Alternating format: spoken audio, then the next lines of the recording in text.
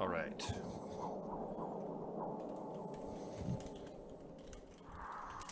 So, yeah, where you guys left off, you had just outwitted the little genius buddy bot and it powered down, and then you heard another there was a tiny little white light portal behind the genius buddy bot that opened up, and then you heard this other verse of the song reverberating through the crystals.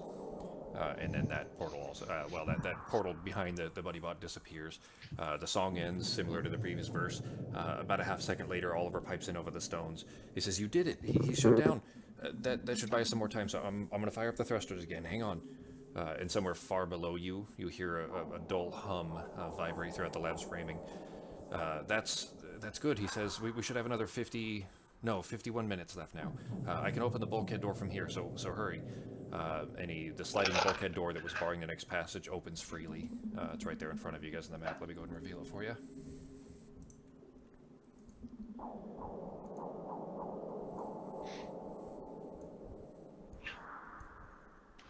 Could we pop Toki up there? Oh, yeah, sorry. Drop him in there for you. I had taken him out of the window when I was updating him. Every time you summon him, by the way, he'll have somewhere between 1 and 4 HPs. The most recent time you summon him, he has 2, so he'll stay with that until the next time he dies or you desummon him and resummon him. Not that it matters, the difference between 1 and 4 is pretty negligible at this level. Alright, so anyways, this door, let me draw a line for you. There was a bulkhead door right there that was blocking that, and is now slid out of the way. You can now see into this hallway. Ketis, just from the space just above your left shoulder, you hear kind of a distant-sounding woman's voice. She whispers in your ear, "There's something really wrong in here. I mean, yes, obviously, but something more than we're seeing, and it's making my feathers crawl. So be careful." Okay. There's a kind of the dim red emergency lighting illuminates this hallway. You can see down through the end of the hallway, of course, from where you guys are standing. There's a door at the far end. The area doesn't appear to be fully infested with virulent crystal just yet, but there is a thin layer that's kind of covering the walls and the floor that are slowly growing. Directly in the middle of the hallway, there is a destroyed mess of thin steel ducts, like ventilation ducting, that has collapsed to the floor, that's broken and splayed everywhere. There's a small piece of paper that's stuck to the top of it, to the top of one of these chunks of this broken duct that looks very out of place. Further beyond the broken ducting, at the end of this hallway that you guys can see, there's a door on the right. You can see it on the map there. And there's a pile of ramshackle parts that's laying directly in front of that door. What do you guys do? What do you think? Check on that note first. Piece of paper. Sure. Yeah, maybe use some perception, see what's going on in there. Okay, go ahead and roll. Yeah, go ahead and roll a perception check for Peter.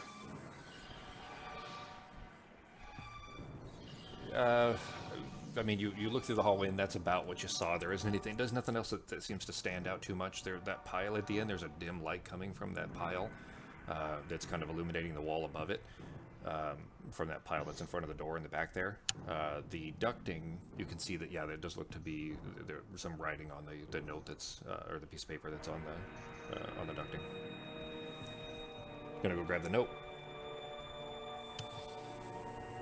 I'm going to get a little bit closer, but before I get too close, I want to take a look and see how sharp that broken ducting stuff is, because I don't want to cut myself and get crystallized again when I'm trying to go get that out. So gonna take a look at that closer. Yeah, that wasn't in the recap there. Yeah, that's something to note, is that you still have a dime-sized pink, like, hardening spot in the center of your palm where your hand touched that crystal.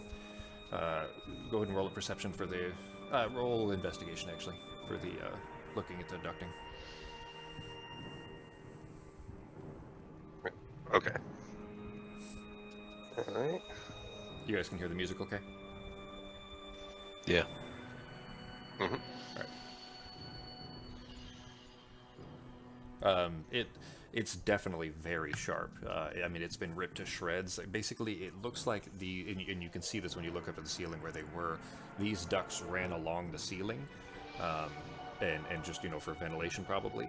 And it looks like someone or something had been climbing through them, and the weight of it was too much, and they were ripped out of the ceiling and collapsed. And so the steel, and it's thin, you know, just thin kind of sheet metal, has just ripped in places. So they're definitely very jagged edges, but they're not. I mean, they're clearly visible, and it's easy for you to walk around, and there's really no risk of you bumping into it unless you were to, you know, maybe a fight in here or something like that. But yeah, I mean, you can get past them without risking cutting yourself up. Okay. Then I'll carefully go around and see if I can get a better look at that piece of paper. Sure. It's just stuck to the side of it, so I mean you can easily just grab it. Where the thin layer of crystallization has covered most of the stuff in here, that note, it looks like it's more recent. And when you get up close to it, you can see that it says, "Crashed into ventilation system. Creatures very dangerous. Be safe. C." It says that. Okay. You can roll an insight if you want to, if you need to decode that at all, if that isn't obvious for you. Yeah. When you said insight, right? Yep.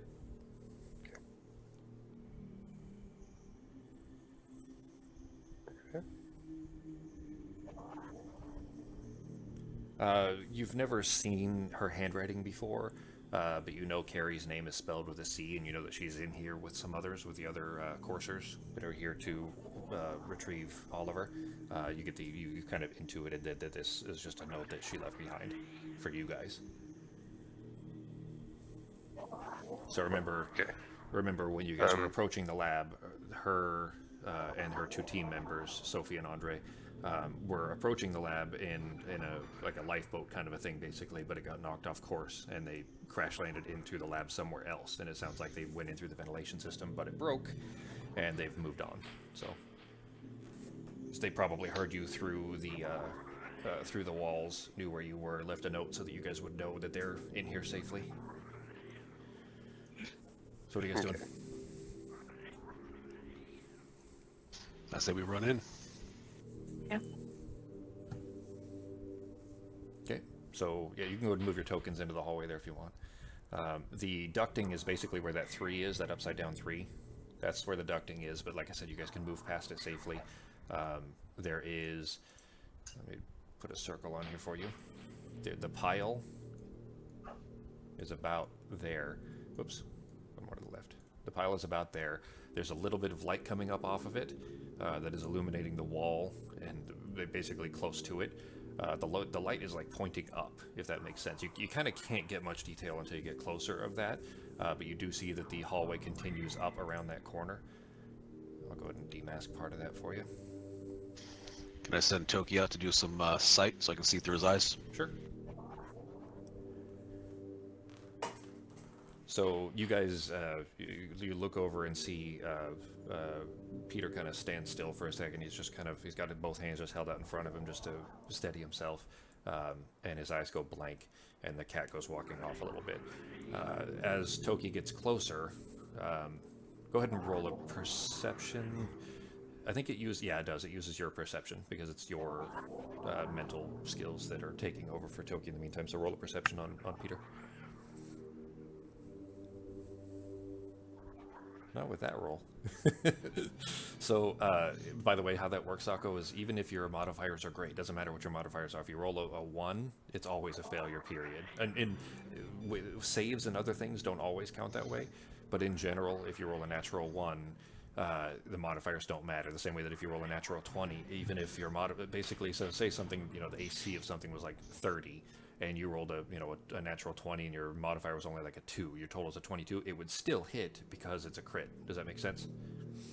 Yeah, that makes sense. Yeah, so same thing on a natural 1 is that it's always a failure no matter what your modifiers are. And it's too late to use one of my bones that I rolled last session, though. No, those last your whole day. So if you want to, you can go ahead and throw one of those in there. Yeah, let's throw one of those in there. Okay, so you have a 4 and a 10. Which one do you want to use? It's not super important. Go 4. Okay.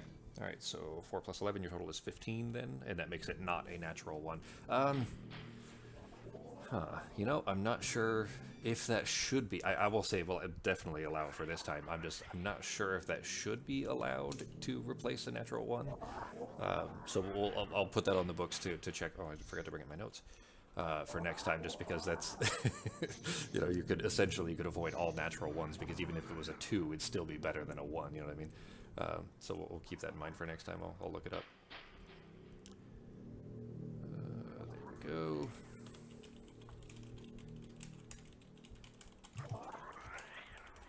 All right. But in this case, it doesn't appear to have been too much of a concern anyways. As Toki gets close, you're down, at cat eye level, which is super, super low to the ground. So he's actually not able to see up over the pile of parts very well. But it looks very ramshackle. So as he's kind of padding his way closer and closer, being careful of all the sharp crystals and everything, although again that he doesn't need to be, you see that it vaguely resembles a humanoid shape from the waist up. There's torso, arms, and head, but it's lying beneath a big piece of this same ducting that is collapsed from the ceiling above. So there's basically this pile of a humanoid-shaped robot almost, with this ducting that's laying on top of it. That looks like it fell from the ceiling above. There's just basically a whole row of ducting and broken parts. You guys are where your guys' tokens are, is where the first row of it, and then there's kind of a blank spot in the middle, and then there's another row of it that's blocking that door that this thing is also beneath. The torso of this humanoid shape, there's kind of in the middle of it, and as Toki's getting closer, you can kind of see this. He would need to kind of hop up on something to be able to get a better look, though, to be able to see down towards it. So is he going to jump up to the ducting or anything like that? I mean, Yeah, he just can presumably do so safely. Obviously, he wouldn't jump into something that's going to look dangerous. Yeah, go ahead and jump up, take a look around. All right. So, he can hop up onto, some of the broken pieces of ducting and everything that have fallen nearby, and look down towards it. And in the torso of this humanoid shape, there are tiny electrical bolts that are flickering around what looks to like a tightly bound coil of metal, like copper probably. The electrical energy begins to brighten, and the bolts quicken until the coil is emitting a very bright, frantic light, like a flickering light almost, that's kind of washing out the red emergency lamps and lighting up the walls around him, basically, where he is. There's a single flat hatch on the face of this thing, of the head, that slowly lifts up and flutters slightly. Reveals 2 circular lenses beneath it. With an awkward lilt, the head of this ramshackle thing lifts up slightly, looking towards Toki. There's kind of a blue glow that emits from a porthole below the lenses, and a distinctive, very southern Kedril accent asks, "Well, hello there. Are you in need of assistance?" We might need assistance, yes. You can't talk through, which is fine. It just means that you can talk, but that is coming from Peter, down the hallway. So the head kind of turns towards you. You guys can't see this really, but you hear this motion happening over there. But the ducting and everything is kind of blocking what would be there. So you guys aren't necessarily seeing this beyond the kind of angle of the lighting change. She says that the robot has a very feminine sounding voice, but this kind of floating ramshackle made up of various parts kind of robot says, could you help me out here? I heard some noise in the vents and I came looking, but they done broke and fell on me.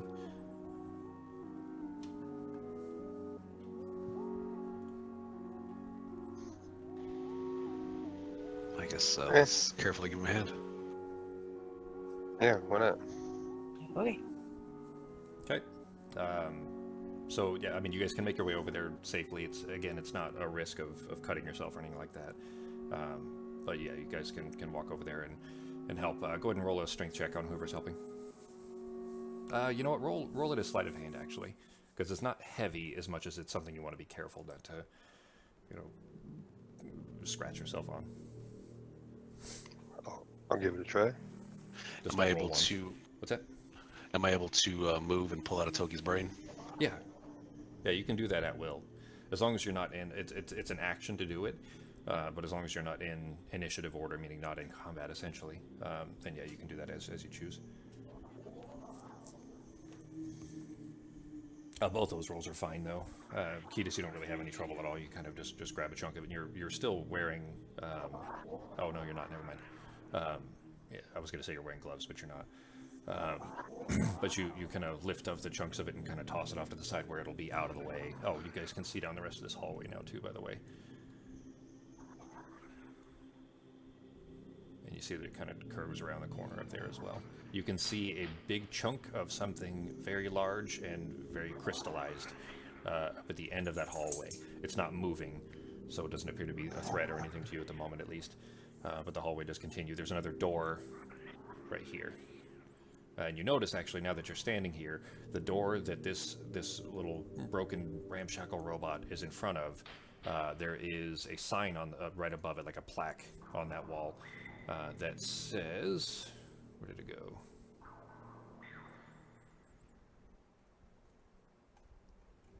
Well, whatever. It says O. Miller Private Residence on there, on the door directly behind where this robot is. But anyway, so you kind of take the things off of her. You see, as she's kind of, as these things are lifted off of her, she starts to kind of lift up. There's another blue glow that comes from the bottom part of this, that basically below where the torso is. It looks like that's maybe some form of levitation, and she kind of begins to lift herself up. As she's doing so, you see that there's a label on, like where a name tag would essentially be, that says MM111312. I'll put it in here for you.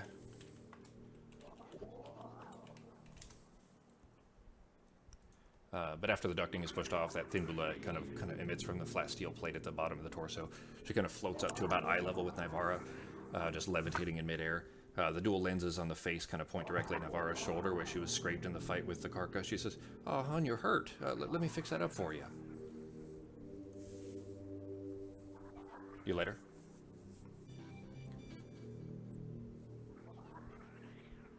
Becky? Yeah, hello? Am I talking to myself? Oh, sorry, you were cutting out. I couldn't hear you. Okay. Yeah, you guys are starting to cut out just a little bit, too. Hello? Yep. Okay, I can hear you now. Hopefully that clears up. What, are you guys both green? Come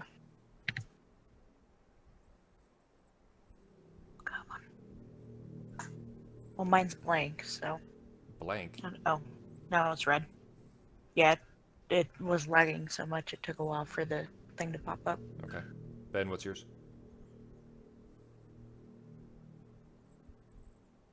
I haven't heard Ben at all for a His while. just disconnected.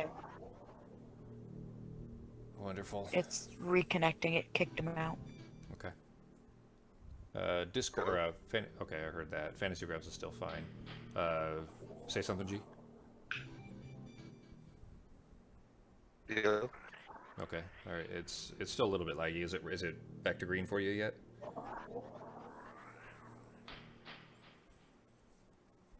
No, it's still red. Yeah, that's right. Alright, let's give it a second.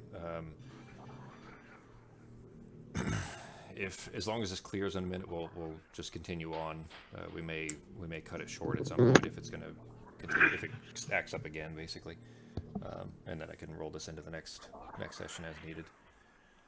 Tell me when it's back to green for you guys.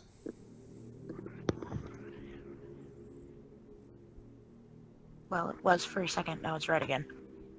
I'm hearing you fine right now. So as long as, green or not, as long as I can hear you guys okay. What's Ben's look like? Well, it was orange, now it's red now. Fucking A. Still might be worth just sending you guys a freaking air card. Like, once we've got all the hardwired network in place, I bet you guys will be stable and perfectly fine. But if it's still troublesome after that, I might just send you an air card. You just only use it for this, and you wouldn't run over any data caps to be concerned with. It's green now.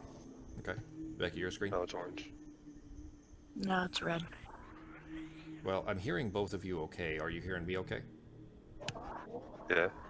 Now I am. Okay. All right. Let's proceed on for now. If it continues acting up, we may just call it and pull this into the next session. So, anyways, Becky, did you hear what happened or no? No, I didn't hear what I was supposed to be letting her do. Okay. All right. So you guys lift the thing off of her. She kind of floats herself up. She's about eye level with Nivara. She's levitating in midair. There's kind of a blue glow coming in from the bottom plate, like that. That's where the levitation's coming from. The dual lenses on the face. She points directly at Nivara's shoulder, where you were scraped in the fight with the Karka. She says, "Oh, hon, you're hurt. Let me fix that up for you." Okay. Thank you. She says, "All right, well, now hold real still."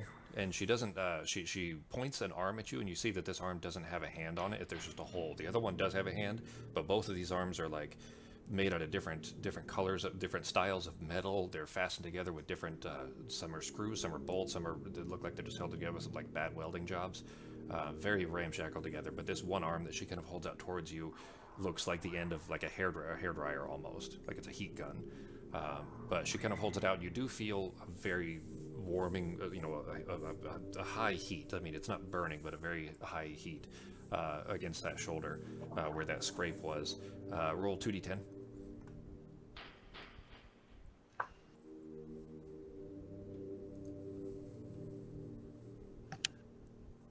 Those are the third from the right, Reggie. Third from the left. Third from the left, okay. Yeah, the one that looks like a top. 2. Yeah, roll 2 of them.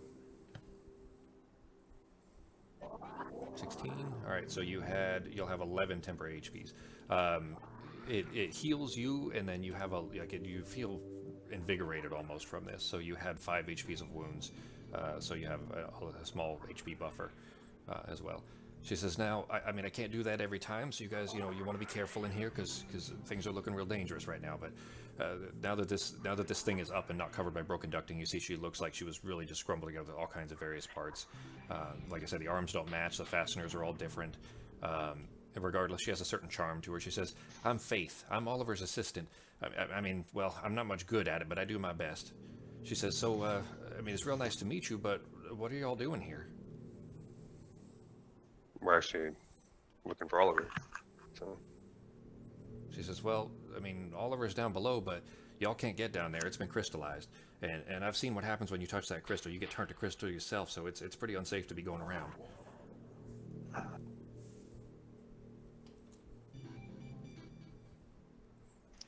Can we ask her if she knows a fast way down?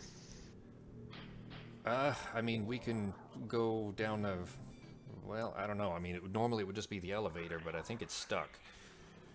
I don't know, really. I mean, that thing landed on me. I haven't really had a chance to kind of keep an eye on the things. You do have the null rings, by the way, so in reference to, you aren't necessarily going to get crystallized, as she was referring to. okay. She's not Sorry, you cut crystallized, out is she? for a second there. So is there just the one way to get down there? I guess I'll ask her if there's only one way to get down into the. Well, yeah. I mean, there's just the elevator. It's really the only way that we would normally need.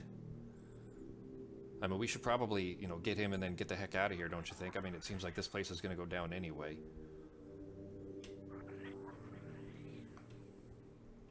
Yeah. You are. Can we get in through the elevator? Because you cut out. I didn't know if it was totally crystallized that we could get through or not. Yeah. Well, she had told you that it looks like it's stuck.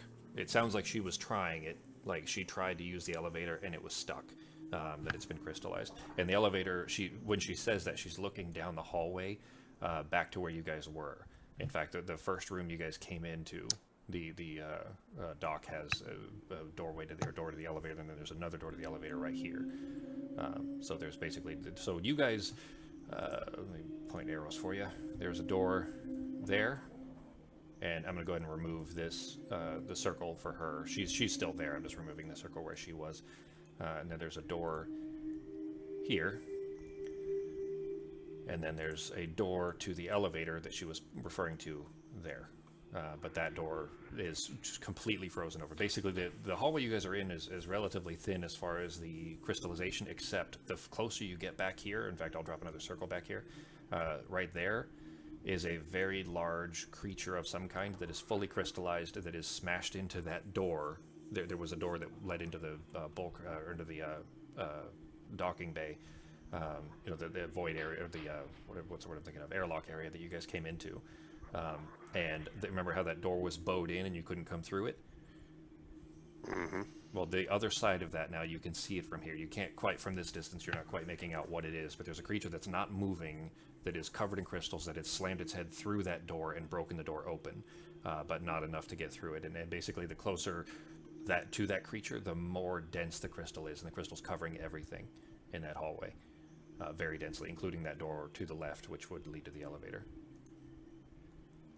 Want to check out what's below us, this door to the south? When you say that and you kind of look towards that, Faith offers. She says, "Oh, that's just Oliver's private quarters." And sure enough, you see a plaque on the wall beside the door that says "O. Miller Quarters."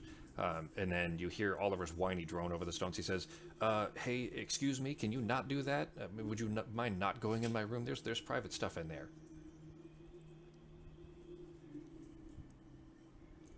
No, it's up to you guys. I don't care. Naivara in particular probably does not like Oliver very much. In particular because he was mean to the Voidfish, the Dellen's cap. I say desperate Alright, well, times in that call case, for that's desperate what we measures. go in. Well, I don't care. I mean, you don't necessarily have a lot of reasons to like Oliver anyway, Cool. but Let's do it. Naivara in particular probably really dislikes him, or at least, I mean, she hasn't had the opportunity to give her opinion on that, so that's up to you, Becky. But as far as how he treated the Dellen's cap isn't necessarily nice. Yeah. But Faith doesn't. She's not stopping. Right, I guess we'll check it out then. All right. So who's going in? That door's only lightly crystallized. There is a handprint on the wall. Can we use a mage hand on it? Sure. So you slap the mage hand on in this one because it's only very lightly crystallized. You see as the door begins to slide open, it doesn't really have much resistance. It's able to slide pretty smoothly, but there is this cloud of pink dust of all these tiny little crystalline particles floating in the air, and you're hearing that constant just crinkling sound by your ears because of this dust that's kind of now surrounding you. You're not breathing it in or anything. The null rings on your heads are preventing that from being a problem. But Peter had mentioned, by the way, that he noticed that she was not crystallized, and she is not. It doesn't appear that she's been affected by it. You don't necessarily, you don't see anything on her head for it, but it's possible that, maybe Oliver had built her with something like that and had activated it or something to that effect. But anyway, let me unmask that room for you. So Oliver's private quarters here. There's a small door off to the side, but who's you guys going in? Are you just standing, outside? What are you doing? Who's doing what? I'll go in and do some investigation. I'll look inside, whatever he's got, just to kind of see if there's anything that could help us. Sure. I'm going to keep a lookout while he does that. Okay. Make sure nothing comes by. All right. So just in stepping in before your investigation, you pass through the door. You notice that the room has thus far not been touched by the expanding crystal. It looks, and until you opened the door, it hadn't been touched. But as soon as the door opened, that pink tourmaline is slowly beginning to creep around the door frame and into the room around you.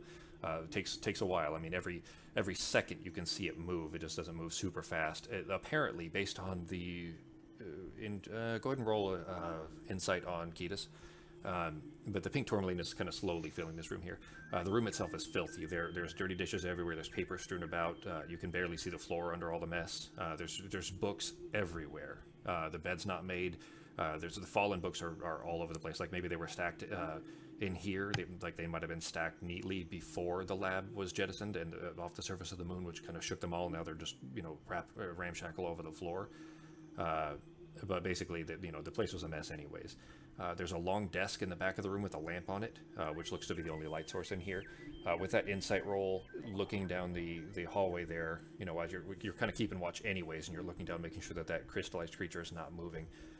While you're looking at that, you kind of intuit that the closer to these creatures you are, the faster that crystal grows. So anytime one of these things is around, the crystal's growing, essentially emanating out from them. And if that thing is dead or is not, present any longer, the crystal seems to slow. And it still continues to grow, but those things are where the crystal's coming from. Essentially, that's what you're kind of intuiting specifically on Ketis. Go ahead and roll an investigation on Peter.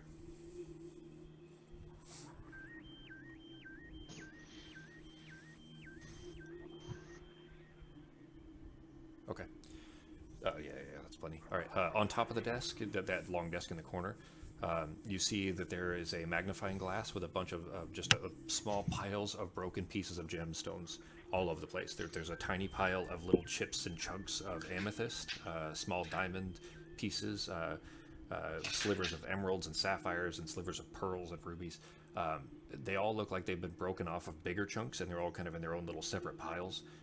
And they're all just sitting there on top of the desk. You're gonna keep looking around. What are you doing? Yeah, is there any desks or anything I can look inside, chests I can look inside, or something like that? There are drawers, so go ahead and roll another investigation. And really, I can just use the same roll. It's fine. Yeah, that's good anyways. Okay. So you go to open the top drawer, and you pull the top drawer out. Like the desk itself is covered in, like, there's a spot where it looks like maybe some coffee has been spilled, and it's just was left. Like the cup was taken away, but there's still the mess on like the desk. The whole place is just disgusting, except for right under the lamp where those little piles of gemstones are. That's the only kind of clean place in this room. But you open the top drawer, and similarly, there's two other drawers below it, both of them filled with junk. This top drawer also clean. And you know, the only thing inside this top drawer is a small velvet sack. It looks like there's the only thing. Go ahead and on Nivara, roll a perception on Nivara. For Peter, you uncinch the sack and you pull out from inside what looks like an old like compact mirror, like a like a makeup compact. You know what I'm talking about? Like a little clamshell thing. Okay. Mm-hmm. So you see one of those in there. It looks to be rustic. The patina is very old, like some kind of heirloom. And you open it, and on the inside, there's an inscription on the the inner shell of it. And that inscription says, there's kind of an etching in there. It says, to my beloved daughter Maureen, Da. It says that. On the other side, though, instead of a mirror, where a mirror would be, you see a perfectly smooth disc of immaculate emerald. It looks flawless, but it's not reflecting your image.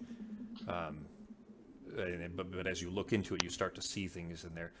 For Nivara, for that perception roll, you notice the tome that is strapped to your hip there, like a kind of a backpack or a shoulder thing with your tome in it. It's strapped to your side onto your hip, basically. You notice there's a dim glow coming from it. You see that there's a new page that is glowing. It looks like it's the Karka that you guys fought. The diagrams and the information on it display that the shape and size of what you're more familiar with, that small crustacean that's only about half a foot tall or so. But there's a whole new page in there for that. One of the ones that had been previously blank. Okay. There's that.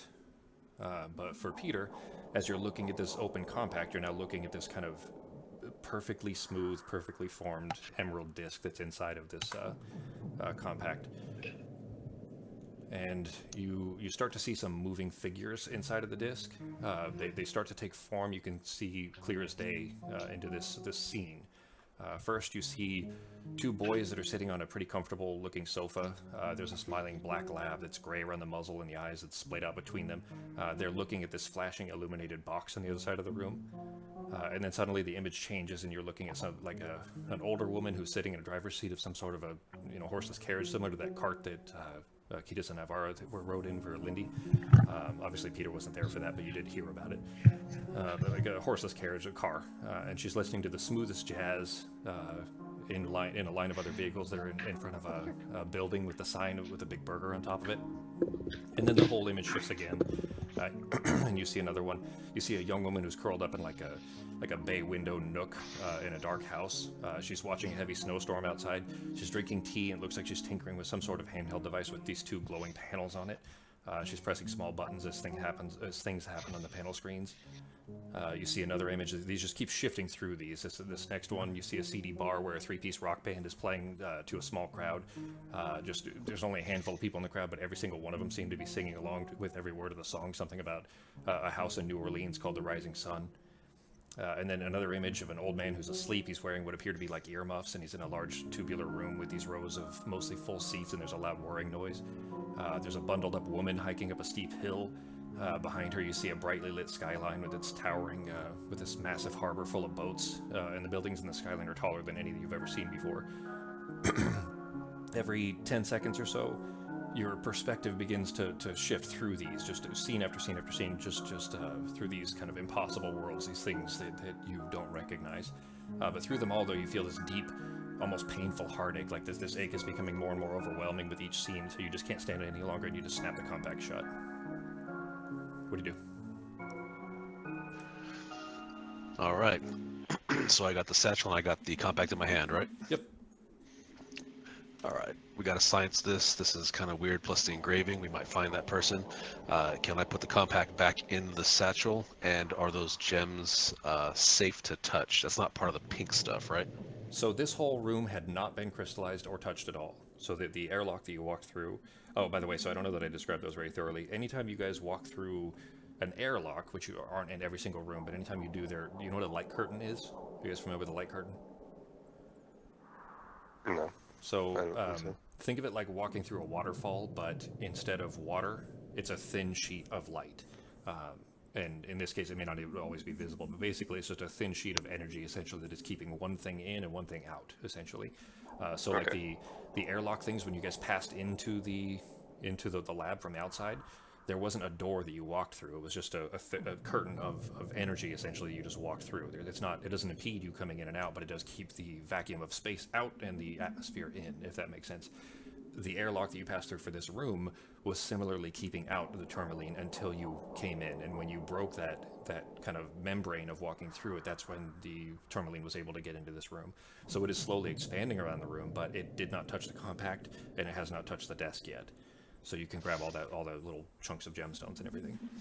All right. Throw all the gemstones inside that satchel. Put the compact back in the satchel, and I'm just gonna take it with us and talk to Oliver when we see him. Okay. You did notice that Faith was, the floating robot was staring over, kind of through the doorway there. Not being awkward, but just kind of, she seems a little, not nervous, I don't know how to put it, I guess. Roll an insight on Peter.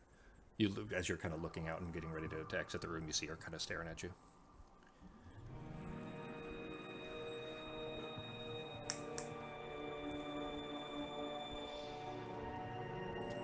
Yeah, so she, not at all aggressive or threatening in any way, but just seems maybe uncomfortable with you looking through, the belongings of her, creator. But anyways, she doesn't impede you in any way. So you kind of grabbed everything. You can step out or whatever else you're gonna do. There was another door in the back, but it looks like the doorway wasn't closed. And now that you're in here, you can just see that it looks like it's just a small bathroom back there. The doorway was open, so. You guys want to check the bathroom, or are you good to go? It's up to you guys. You think we should do something about that crystal thing up there? Probably. Alright, well. Yeah. You guys ready? Yep. All right, so as you kind of turn and go to look down that hallway, I'm gonna go ahead and remove these arrows now that you don't need them. You know where the doors are. Oh, cool. There's a remove all. Nice. All right. As you're turning to go look down that way there, you do see that right here. I need another arrow. Right here, against this wall, is a blank patch, like a spot on the wall, exactly the same height and shape as the sign that said O. Miller, private residence, right where Nivara's standing against the wall there. There's a patch that looks the exact same shape and size of kind of, where a wall, like, if you take a sign, if you take a sign down from a wall that's outside, that's been there for a long time, you'll still see the shape of the sign there for a long time, just because the weathering hasn't really affected the wall behind it for so long. You know what I'm talking about? So that's what you see. There was clearly a plaque right there that is not there anymore. And that is another door. There's a door right there, and you can, in fact, actually, no, never mind. But there is another door there that looks like that went into another private quarters at one point. Let's go check it out. Best time is listen at the door before we go opening it, though. Roll perception.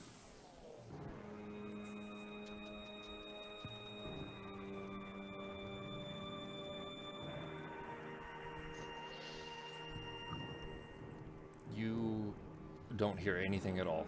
There's a dull thrum that is kind of vibrating around the whole facility, this whole lab here, but you don't hear anything from the other side of the door. In fact, it's almost strange that you don't even hear the crinkling sounds coming from the other side.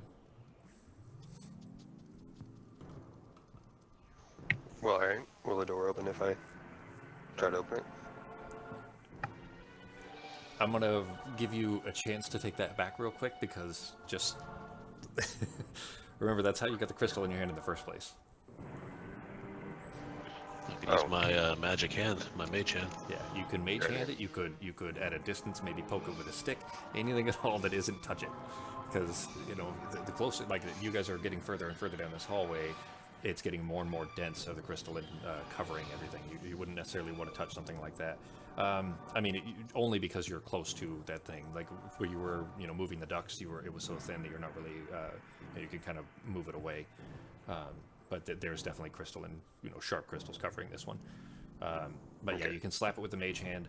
The door struggles and doesn't move all the way at first, but does kind of eventually slide itself open enough, revealing, you see floating, looking out through it basically. It is utterly destroyed, and it looks like the vacuum of space has kind of taken this room back. It's basically, it looks like an explosion of some kind happened and blew out that whole room. And you know, now it's exposed to space. There's the light curtain is still in place, so you're not being sucked out into space or anything like that. But there's crystallized debris that's floating everywhere out there. You see a bed that is slowly rotating on a kind of an odd axis. There's a solid crystal blanket, like it was a blanket, but now it's just a chunk of crystal that is kind of oddly shaped, floating around. Pillows, a nightstand. Basically, all these things are just kind of floating in the middle of this room, essentially, because they're still, you know, somewhat. They weren't blown out and knocked out of the place, but they, you know, were still close by. So when that wall blew out, and you actually saw you weren't really paying attention to this because you were kind of in a mad dash to get inside and get, you know, not to flight through space, because if you missed hitting the lab when you were jumping down from the moon, you would have, you know, been floating forever and then just died. You know, then eventually sucked down to the planet. But anyway, you did notice that this had been blown out, or that there was damage to the lab from the outside as you were approaching the airlock in the first place. But this is one of those damaged spots. And further down the hallway, by the way, you can see a little bit now towards the end where that door was crashed in. It looks like a massive crystallized horned beetle, like a beetle, like a bug. It looks like it tries to ram its way through the bulkhead and then got stuck, and maybe it crushed its head and it died there or something like that. But it's still kind of stuck in the bulkhead door at the far end. And then you have the elevator door behind you.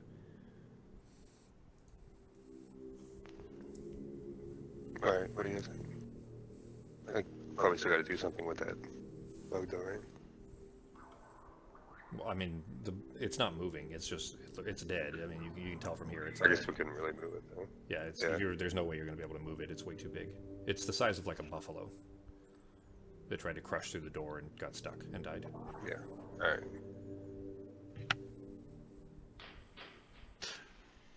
Well, I'm thinking let's move towards the elevator. Let's see what's going on. You hear Faith come up. She says, I mean, we can check it out, guys, but I mean, I looked at it earlier trying to go down, and it was stuck. I mean, there was just crystals everywhere, and I couldn't get it to move. Maybe you guys can. What if we break some of the crystals off? If we could. I'll put a token on here for Faith. If I can find, there we go.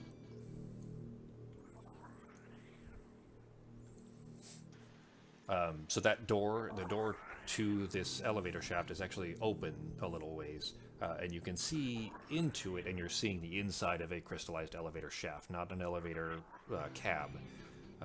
And Navarre's close enough, you can probably see it, but you know, if you were to step over a little bit, you'll see the elevator is not at this floor. It looks like it's on the floor below, but it is so covered in crystals that it's like the whole elevator shaft is just frozen up. Like it doesn't look like there's going to be any moving it, because it's basically, if the elevator isn't there. It's on the floor below and just covered everywhere in crystals.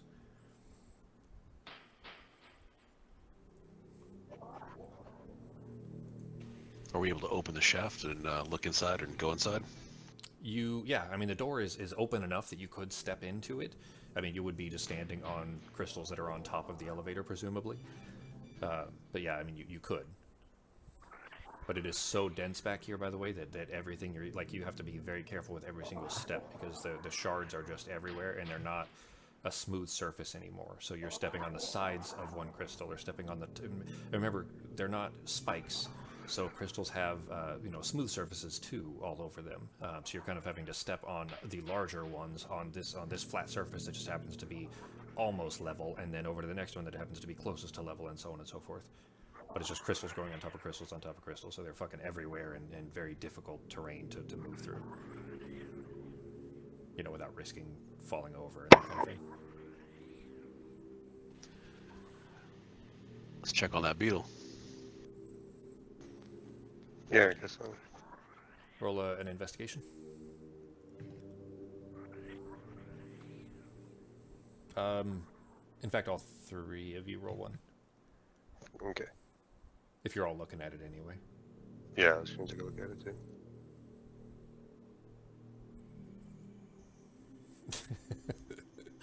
Well, you all rolled really shitty, but thankfully Navarra's was the least shitty. Navarra specifically recognized this, similar to the Karka, as being kind of just a small nuisance. It's just a great horned beetle. They're not very large. Normally they're, beetle size. They might be 2 inches long at biggest. They are common to the forests. I mean, you see them all the time. This may not be the exact same species of the ones that, are in the forests where you grew up, but, a similar shape and size, basically kind of a big bottle opener kind of a horn on the front of it, you could say. It would look like a bottle opener if it were smaller. But just a giant, massive horn that's kind of hooked around in a C shape, almost like a fish hook, on the front of it. And it looks like it charged down that hallway as best it could. Again, it's kind of buffalo size, so it didn't have a lot of room to make its whole charge, and then crashed into the door. The door gave way, but not enough to let it through, and maybe it broke its neck or something like that. But it's just stuck there. The horn is halfway through the door, and the door is now covered so much in crystals that, I mean, you wouldn't necessarily from the other side be able to tell beyond the door being broken open and then covered in crystals.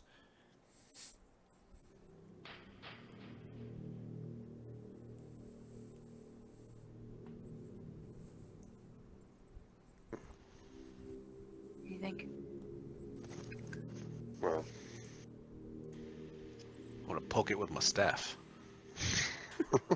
Okay. There isn't any roll really needed for it. It's so big that, I mean, if you can't really miss with something that big and it's not moving. So you take Paratus and you just kind of tap at it with the bottom of the staff, just the way that you might, if you were testing if solid ground or not, that kind of thing. But you tap against it and there's a kind of a light clinking sound, exactly what you would expect to hear, basically. The same one you would have been hearing as you, were kind of using your staff to help yourself cross all these crystals. It doesn't move. It is frozen solid. You don't break any of the crystals off or anything like that. But yeah, I mean, you hear the kind of clinking you'd expect, basically, to hear.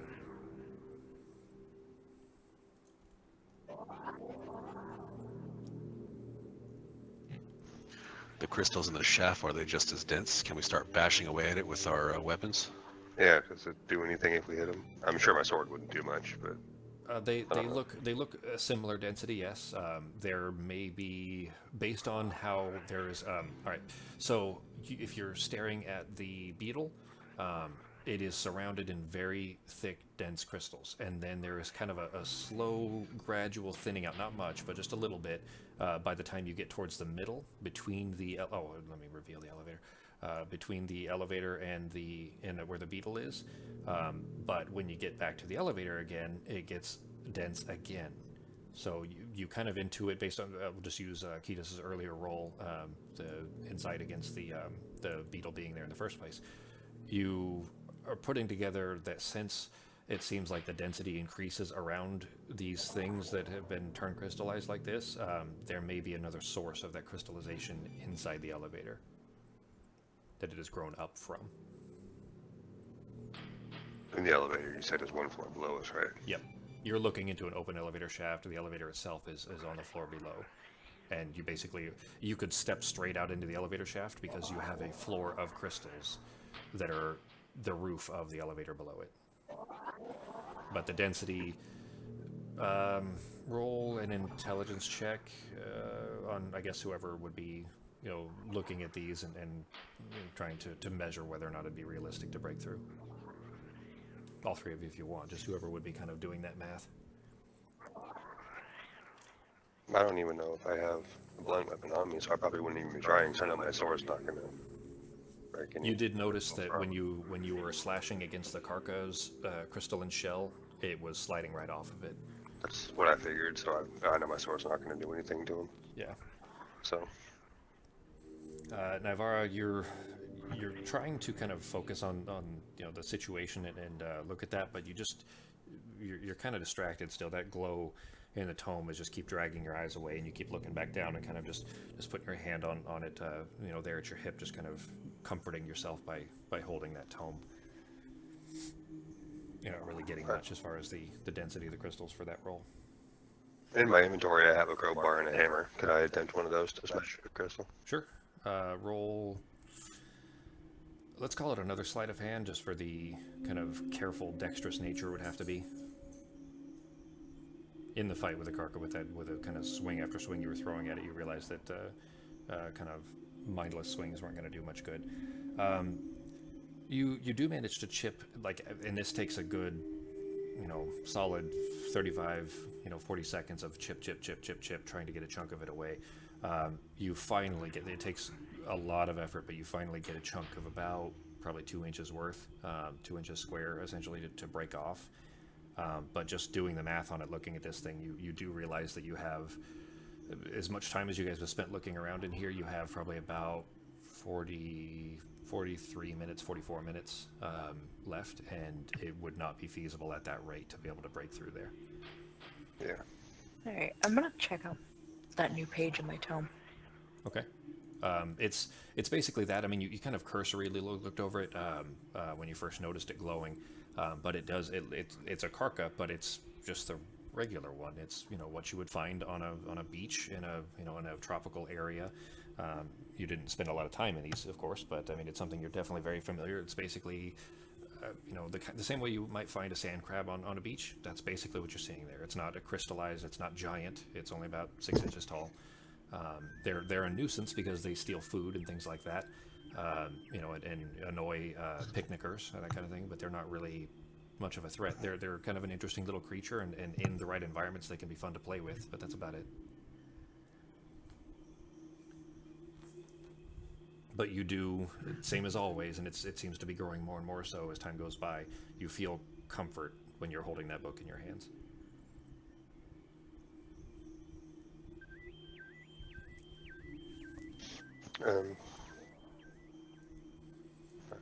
Well, I'll ask Faith if she knows any other way to get into the lab, or where Oliver is, aside from the elevator. So I don't know if I already asked her that or not. While you guys were kind of looking around trying to, figure out a way to get down, she had kind of floated over, and she wasn't really looking for a way like what you've just asked, but she was looking out through that door. She says, wow, she's kind of mumbling to herself a little bit. She says, I never seen this room like this before. This is really sad. And as she's looking out, and you've kind of reached over, or looked over to her rather to ask her that question, she says, well, I mean, the elevator is probably not the way to go, so I know this isn't a good idea, but I mean, I can float, so I can get down to the floor below by just, going out here and making my way around, but I don't know, it's dangerous, guys. That's really up to you on what you want to do. What she's referring to there is that is blown open, and you saw this as you guys were kind of making your way in. Again, you weren't really paying attention to this because you were, kind of focused on keeping yourselves alive and getting in through the airlock. But the blown open room presumably would have damage on the floor below as well, and theoretically you could go out, go down, and enter back in from the destroyed room below it. She says, I can tell you, I mean, the floor below here is a lab. I don't know if Oliver's in there or not. I know he's down below, but I don't know what room he's in. So, I mean, he could be in that lab, but if he is, I don't know, it wouldn't be safe. He probably wouldn't have stayed in there, especially if he's talking to you guys over these things, because she heard him, by the way. So when you guys, over the Stones of Fardsby, she didn't hear him verbally, but she heard that you guys were talking to him when he asked you not to go into the room, and you just did it anyway. So she knows that he's alive.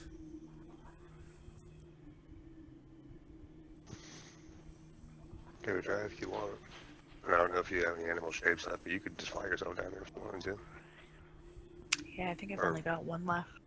Okay, well, it's up to you. I don't know if you want to use it or not, but I can see if I can chuck Toki down there.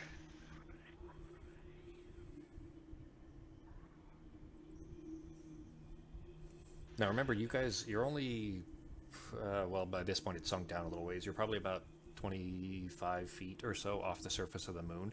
There is still atmosphere. It's thin, but there is still atmosphere, and there is still a small amount of gravity. It's not huge. I mean, if you were to jump, you could go flinging yourself off and presumably, end up floating through space until you got sucked back down to the moon or down to the planet below. So it wouldn't be safe, but you could presumably, if you're just holding onto stuff and being careful, kind of wall crawl yourself over there and then be upside down on the ceiling of the lab below until you could get back into gravity of some kind. Basically, I mean, you could try. You could do it carefully, is what I'm saying. You gonna send Toki? Actually, yeah, just send Toki, walk him out there, and then see if you can just kind of jump down through one of the holes in the floor, see if we can get, if it's possible. Okay. He gives you a very resentful look when you've kind of asked him, because he understands enough that what you're asking him to do. But I mean, he's not gonna. He can't question. He can't not do it. But he does give you like a very dickish kind of a look. He steps through the light curtain, and immediately, as soon as his front paws go through, is basically as soon as he's halfway through the light curtain there, you see the weirdest thing where his front paws start to lift up, where he's got gravity on his back legs, but not on his front legs. So it's almost like he's rising up on purpose, like he's going to pounce at something, until he steps the rest of the way through, and he's just kind of floating through space in a very awkward way, kind of slowly rotating his feet below him. And he's just only a few inches off the floor there, so not real far. But he kind of floats his way out there very slowly, very carefully. And as he's making his way towards the edge there's enough of debris and stuff that's kind of blown up, like it exploded from. Okay, I didn't describe this real well. This room doesn't look like it's what exploded. It's probably the lab that exploded, and how you can intuit that is because the framing of the floor here is lifted up. So it looks like whatever source of the force that blew this out blew the floor of this room up, which means that the explosion happened from below. Does that make sense? Mm-hmm. So Toki, as he's kind of swimming his way out through space there, eventually comes into where the floor has raised up enough in front of him that he can kind of stop himself against that, and he kind of catches himself there. There's still crystallization that's covering everything, but a lot of it is kind of shattered and just floating in the air. But he kind of touches the edge of it and kind of, very awkwardly, because cats don't have a lot of, they don't have thumbs, so it's a little difficult for them to grip onto things, but he kind of grabs that and is, Peter, are you looking through his eyes, or are you just sending him? Yeah, I'm just kind of looking through his eyes, seeing if we can find a way down safely, just kind of Spider-Man ourselves around. Okay. So as he's kind of peeking out over the floor below, he's kind of looking where the floor has exploded enough that he can kind of see through some of these broken rafters. He sees, you see what looks like an exploded laboratory room. There's crystallized crates, boxes, papers, glass vials, and beakers, just stuff floating everywhere. There's a row of cages that are sitting open that are bolted to a counter along one wall. But floating in midair, though, are what look like 3 enormous wads of moving crystallized bubblegum. They're about the size and shape of like fluffy adolescent grizzly bears, like very big and puffy. But they have 4 rows of feet, 8 total feet, 4 rows of legs. As soon as Toki kind of looks around at this thing, one kind of turns its face towards him, and you see this kind of mushed up face with a circular snout that's filled with rows of sharp teeth, and then along the body are those 8 padded feet that are tipped in pink crystallized claws. It starts to make kind of a chuffing sound that you're hearing through Toki's ears. It starts to slowly kind of kick its 4 pairs of feet in the near vacuum, like it's trying to propel itself towards you, but it's not moving. There's just nothing for it to move against. and basically just sitting there kind of looking at the three of these. One of them is noticed Toki.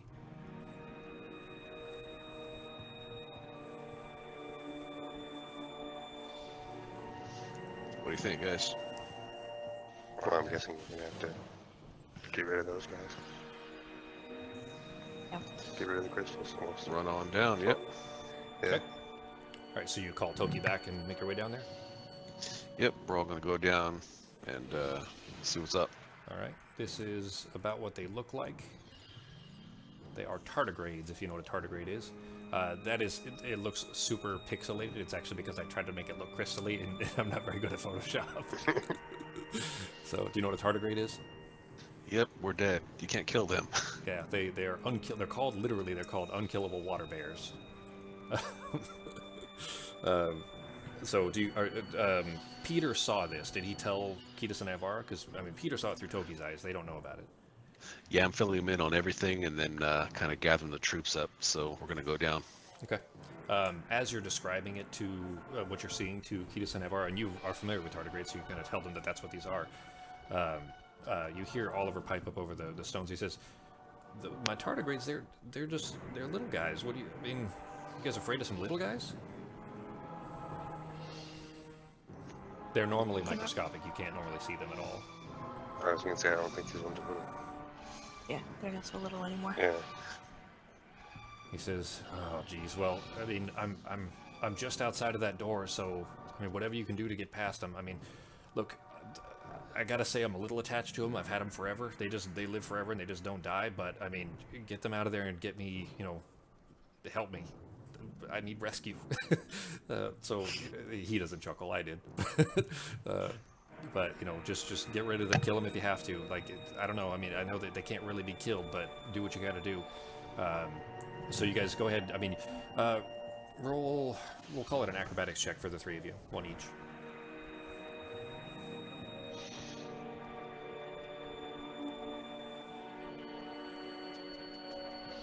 You guys don't need to roll everything in the tower. Basically, if it's, think of it like this: if it's mental, you're good. Okay, yeah, you're all fine. It didn't need to be real high. You just didn't want to one.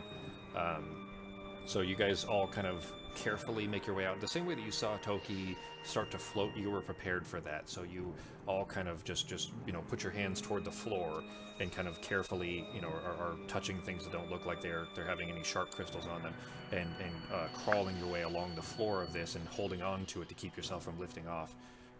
And move your way around the edge, and sure enough, as soon as you get towards the edge here, Navarra starts to lose her grip on the edge, but Kitas, you just reach over and grab her wrist and just hold her still, so that she can regrip and hold onto the edge. You peer down over the edge, and sure enough, there's these three things that are just chuffing and floating in space, trying to kick themselves, trying to propel themselves around. And go ahead and roll initiative.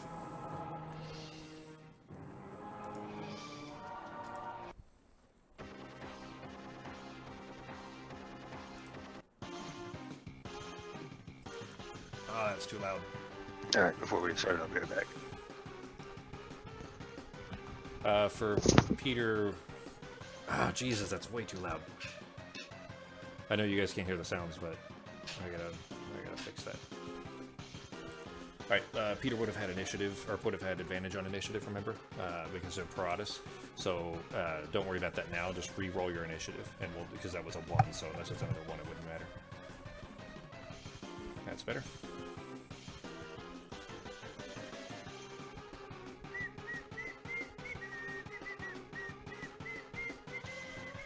Did I hear that Ben went AFK? Yeah, it'll be right back. Alright. I just shared you another map. We'll give that a second to download too.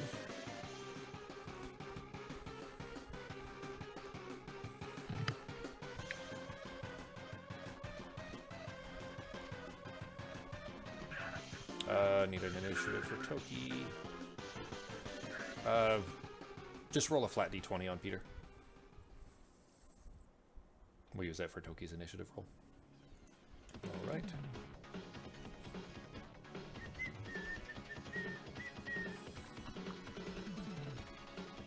Right, I'm going to put you guys on the map. You can go ahead and drop yourselves wherever you would be along this line. So it's up to you. I'll leave it to you, on where you would have been.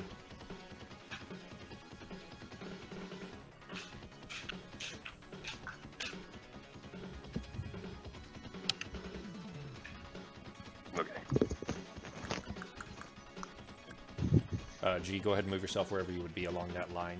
Remember, you're coming down from the ceiling above. On the new map, Oliver's Lab F2. It's still loading. Yeah. We'll give it a sec. Is it still loading for both of you, or just on Ben's? Both of us. Okay.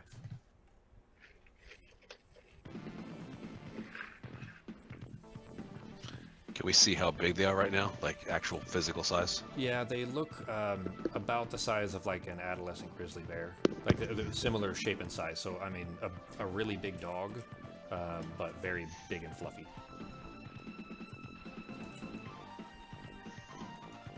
We're still in low gravity. We're still kind of in the vacuum. Yeah. In fact, for movement, you guys will be moving at the very best. If you can find something to grab onto, you can move at half speed, because you have to move carefully and slow. If you don't have anything to grab onto, you're not moving. You'll need somebody else to grab you. Also in the room, actually, you do see some of the things in here. You see there's a couple of fire extinguishers against the wall. There's one right next to you, Peter, and actually one on the wall down by where Nivara is. There are all those crates and everything I was describing. There's a bunch of like crates and things like that that are in the middle that are floating around in front of you, basically. And then there is a red barrel that says bio waste on it, and the barrel is right there.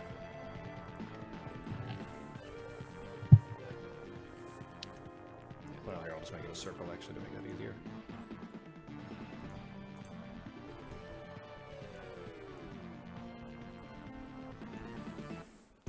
Alright, you guys ready? Still loading.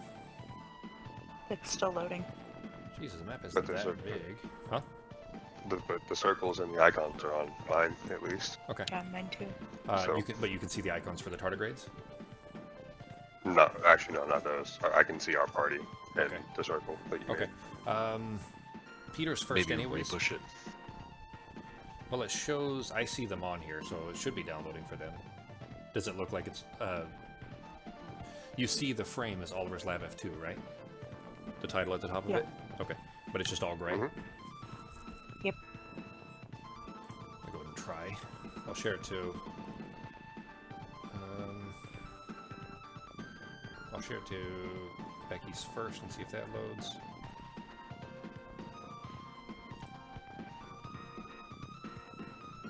Any change?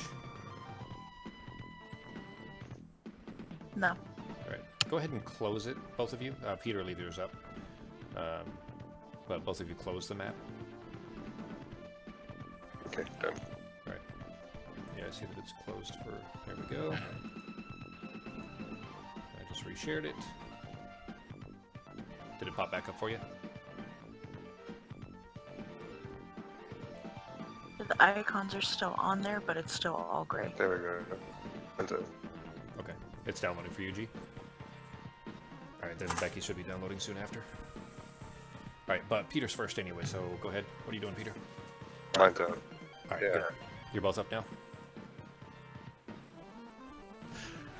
Alright, so based on what we know, we're in low G, space, small vacuum. These things are about the size of a large dog, you said? Yeah.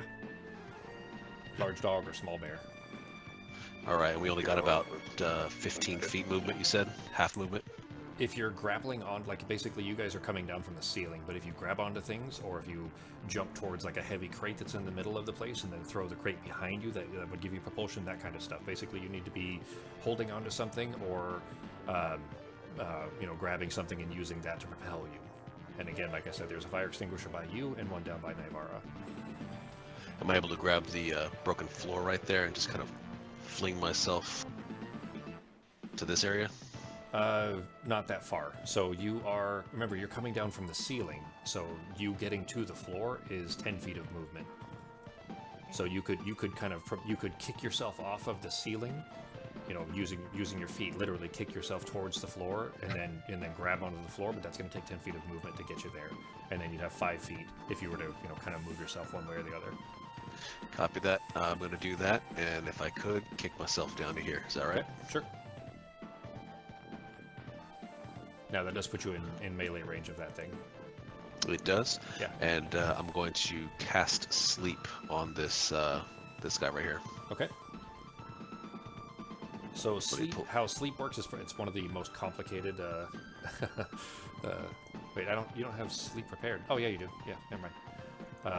It's one of the most complicated spells in how it's worded in 5th edition. But basically, you just roll 5d8. 5d8. All right. And are you trying to specifically hit? Because it's actually an area, 20 feet of a target, which would get the two that are closest to you. But which one is your primary target? The one directly in front of you? My primary is going to be the one directly in front of me. I'm going to try and put these guys to sleep. Do I need to put a circle somewhere or something? No, I can tell that that's 20 feet, so just roll 5d8. Normally you would, but because it's obvious, I mean, they're only 10 feet apart, so... Not to sound like a total noob, which one's the 8? The d8 is the third from the right. Alright, 5 of them, right? Yep. So pick it up, and then right-click until you have 5. There you go. 24. So here's how sleep works. It's you roll your 5d8, and then if the creature's max HPs are less than that, it'll put it to sleep. Basically, what you just did would have put 24 HPs worth of creatures to sleep. So if you had, a room full of goblins and they were all within radius, the main target and then surrounding from that out and going outward from the center target, you would use the first 3 HPs for the first one and the next 10 HPs for the next one and so on until you ran out of 24, and then the last one would no longer fall asleep.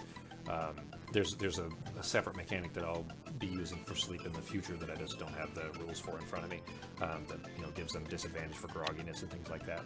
But anyway, as far as this though, you do the one directly in front of you. These guys do look pretty resilient, let's say, and you hit this one with it. You kind of just hold this out, and there's just slowly meandering waves that kind of move through this low gravity environment that roll over it, and it doesn't react. You don't see anything from it, but its kicking does slow. It was kicking in the air. All 3 of these are kind of kicking in the air, trying to find purchase to get to something that if they could then use that to push themselves off and move towards you. And that kicking has slowed. It didn't stop, and beyond that, it didn't react. Copy that. Any bonus actions? And mark off your spell slot. Yep, spell slot marked, and no bonus action. Okay. Let me start the combat. There we go. It is now that one's turn. It is going to swing at you with with its claws, but it is going to do so at disadvantage. It is groggy. I did not put it to sleep, but the attempt on your primary target still makes it groggy. So it's at disadvantage. It's going to try to claw at you, which still hits. So this rolled max damage too. The top 2 pairs of claws, the ones closest to its face, just are close enough to you that it kind of moves these fat arms towards you basically, and just slash straight through your shoulder, and then the other one brings down and just slashes right across the neck with these nasty crystallized claws. Am I able to throw up my shield for a reaction? Yeah. 1 reaction. Shield. All right. Go ahead and mark off the spell slot. That would give you a 5 bonus to your AC. Your AC is a 12. A bonus would make that to 17, and his roll was a 20. He rolled a 11 plus 9 for a total of 20. So he still, with disadvantage, still hits you.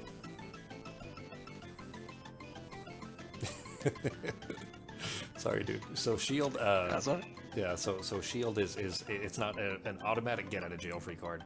It's just basically if the attack barely hit you. Well, not necessarily barely, but if it hit you, but wasn't necessarily like an overwhelming kind of a thing. These things, if they get within range of you, look very dangerous.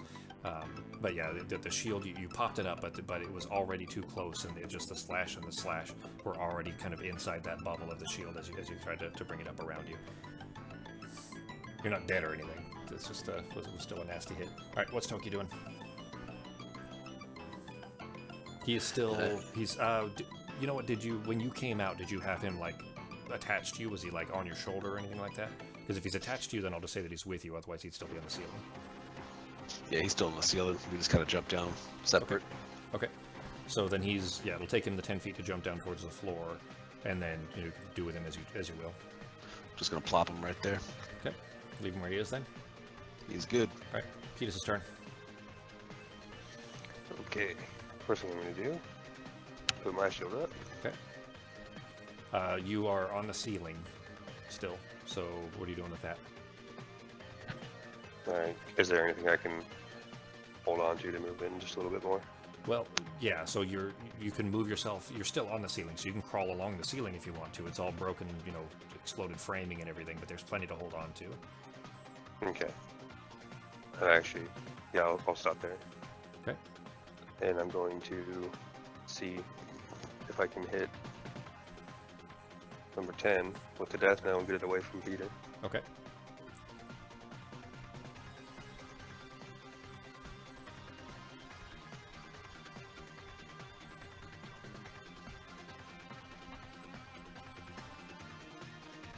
You send out this roiling green and black ball, and it smacks the thing right in the face just as these slashes came through, and this bubble popped up around Peter. There's this kind of just brief flash of a bubble that expanded and then popped like a child's blowing bubbles kind of a thing. But you smack this thing right in the side of the face, and its head kind of rotates, and it's now spinning on this axis of just rotating and rotating and rotating as it's slowly moving back here. It's knocked back to here and just spinning in space, and because there's nothing to stop it, it is continuing to move back that way. It'll eventually hit that wall. Go ahead and roll your damage. Sweet.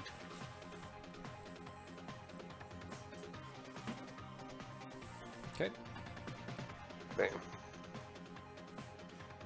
I'm not sure if these things even hear anyway. I don't know if tardigrades Just in case. have He's not going to be able to hear shit. He's hearing the ringing of bells in his That head. lines up. What's that? Yeah. Our maps are hilarious. If mine is working, then Becky's goes blank. But at least the token's up, but then yeah, you can't see the background there. Well, I mean, thankfully this one doesn't need too much for it. I mean, the terrain That's is funny. yeah. So anyway, all right. Yeah, You're gonna blast everything's him the again. Mm-hmm. So it still works. It's just yeah. Okay. You're gonna blast him again. But, yeah, I just thought that was funny though. Yeah. All right. We're getting close to the Yeah. wire here. I wanna get through. Probably it, so. not. Nope, that one misses. Dang. Is that it for your turn? Alright. Bonus action. No, actually, I don't think I need to do anything. So Okay. Number 6 is kicking in space, and he actually does get against the wall because he's close enough to it that he moves himself up. He's able to get himself to about here. That's it for his turn. Actually, never mind. As soon as he gets up this far, you hear it. You hear the same kind of chuffing sounds that these things have been making. It's almost like it's choking. And then you kind of look over as you've just kind of shot this other one and then missed with your second shot. You turn over and seeing this one kind of approaching you, and this choking sound it's making, and it spews this stream of bright yellowish orangish liquid straight at you. And actually it's a 10-foot, so it actually would hit both of you. It's actually aiming for you, but it's going to potentially hit Navarro as well. Roll a dex save on both of you. You need to beat a 14.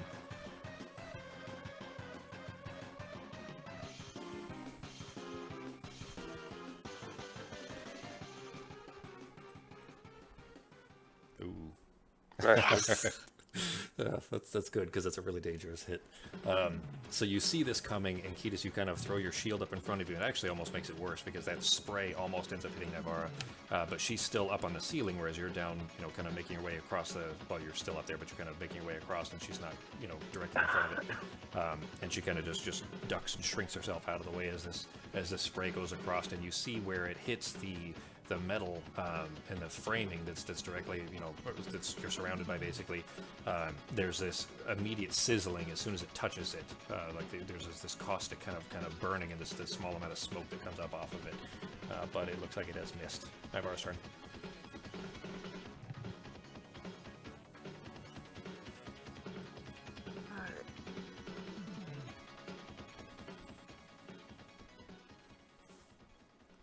Alright, I am going to Now, are these guys covered in crystals too? Yep. Then I'm going And there, don't forget, there is a fire extinguisher right by you. So, just because we're getting down to the wire here on time anyway, and we still have a little bit after this fight, the fire extinguisher you could easily use to propel yourself. I mean, it would run out, but you could use it to shoot yourself around the room like super fast. And there is a red barrel in the corner where that circle is. Do we know what's in the barrel, or is it just a red barrel? It's just a red barrel, and there are biohazard signs on the wall above it.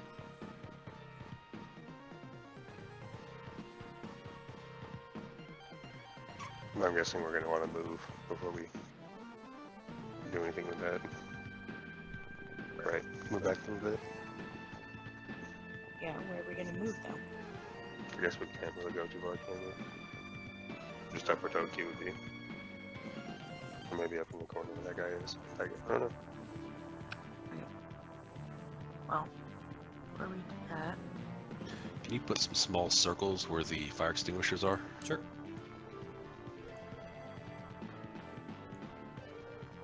One right there on the wall, and one right where Toki is.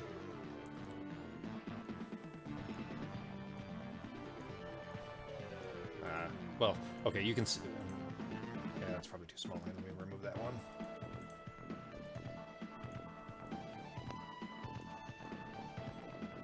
Right there.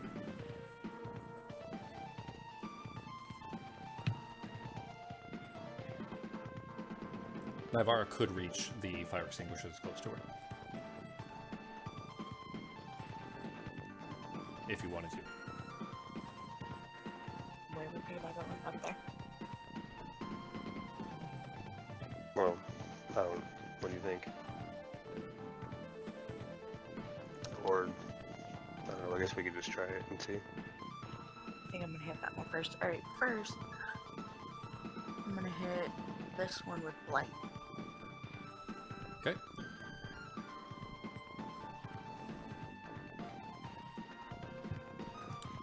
It did make it save, but go ahead and roll the damage. It rolled a 20. It rolled a natural 20 plus 5 is 25, and your DC was 16.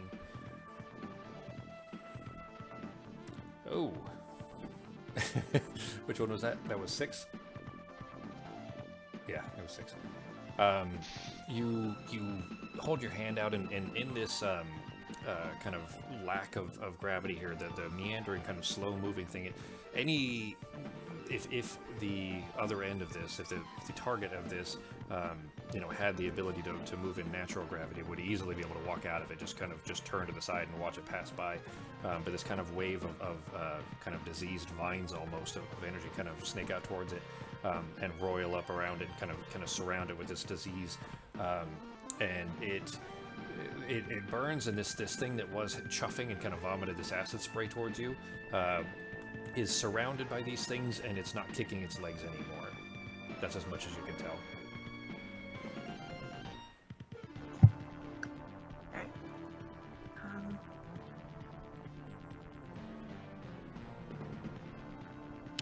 Now, are there doors or anything in here that we need to be like heading towards? There is a door to the north. To the north. Let me reveal a little bit on them so you can see those better. There's a door right there. And by the way, Oliver did tell you that he's basically right past this room. He didn't say which door. But then there's a door at the far end that you're kind of facing, and then another one. Actually, no, that's not a door there, sorry. So just the far end. So basically the two far ends of this room are two doors. One to the north and one to the west. Is there anything that I can grab a hold of, like, up to the north of me and start moving that way? I mean, you could move yourself along the ceiling towards that way, or you could grab the fire extinguisher and be there immediately. Be careful though, that one up there is still alive. And it is twirling towards that door. It's going to hit that door. So you can start moving that way, just don't get too close to it. Okay, but should I use the fire extinguisher, or do you want to use it? Oh, you go ahead. Alright, well then I guess I'll make my way over to the fire extinguisher then. Okay. So it would take your movement essentially because of half movement to get there. But if you want to use, well, you already used your blight. If you, as a bonus action, want to use the fire extinguisher, you can shoot yourself 40 feet. So by pointing it the opposite direction that you want to go and then firing it, you'll kind of shoot yourself off in the other direction from the propulsion of it. Does that make sense? Yeah. So he's 40 feet away from you, because I'm 30, and you're... So Yeah, he just is don't at get too 40. close, I don't know what his radius is, but you can which probably get is- up 5 feet and be okay. Yeah, you'd be. Yeah, I mean, you don't necessarily have to. Like, you could, be, since you're still up towards the ceiling anyways. You could aim yourself up a little bit and just slow yourself by touching the ceiling or grabbing onto something so that you don't get, any further than you want to, basically. And I'm gonna go. Just don't get too close to the one on the left, too. Number 5, he's still alive, too. Guess I'm gonna go again. Okay. So you kind of have to dodge some of the floating crates and debris that are in the way, and you kind of push one big one out of the way as you're moving through, and just kind of grab onto a rafter, like a beam basically that was part of between the floor and the ceiling, and hold yourself there, and you're just floating up there now. But if your turn.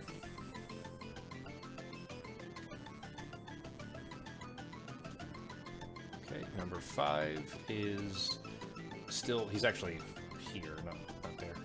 Is kind of spinning in space and is kicking and kicking and kicking and trying to move, can't get to anybody. It is back to Peter's turn. I'm making a beeline for the fire extinguisher. I'm gonna grab it. Okay. You still add 5 feet of regular movement as needed, and then 40 feet if you wanted to use it as a bonus action and an action.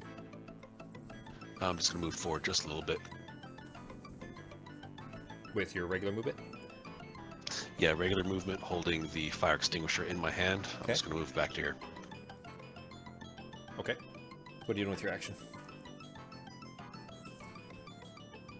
I think I'm actually going to just do nothing. Actually, is there any small pieces of garbage around me? Yeah, Piece of you're metal, surrounded by scrap. debris. Yeah.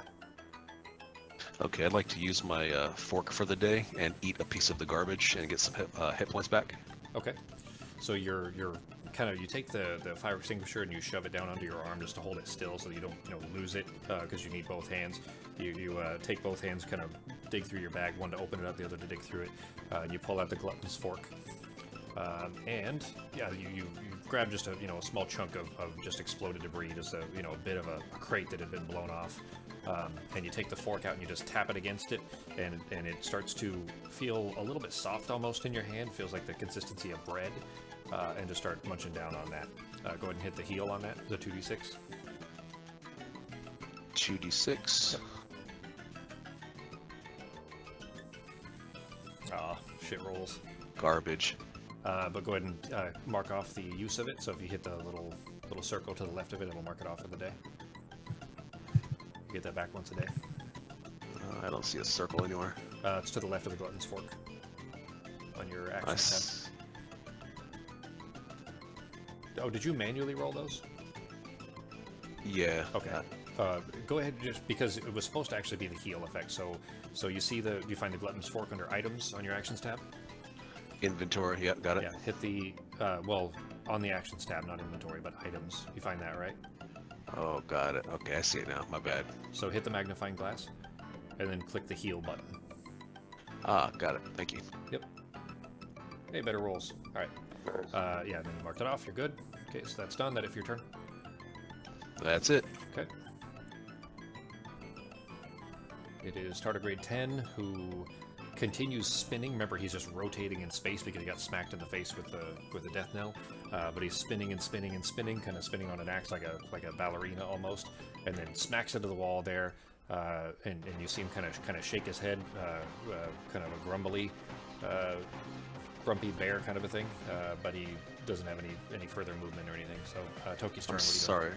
I'm sorry to interrupt. I thought my hit points were 17 before, and now they're 10. No, that's your wounds. Oh, wounds. My apologies. My you bad. have your max is 62. Basically, if the wounds total to 62, that's when you'd get knocked out. But yeah, basically your wounds went down. That's good. Gotcha. Toki's going to slowly move 10 feet in front of this guy right here, if that's possible. Okay. And He's do gonna be my block, and that's it. He's just gonna kind of brace for impact. Okay.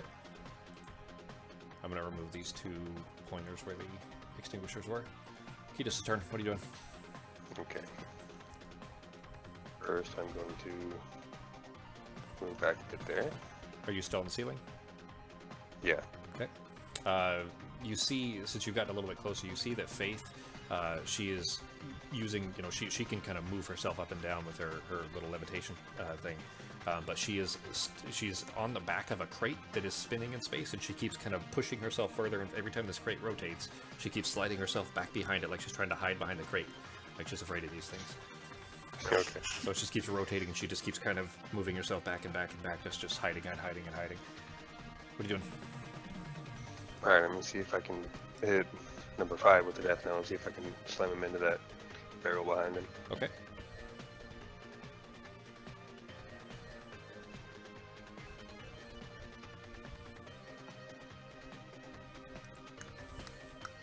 Becky, did you mark off your blight use? Yeah. Okay. And it hits. Sweet.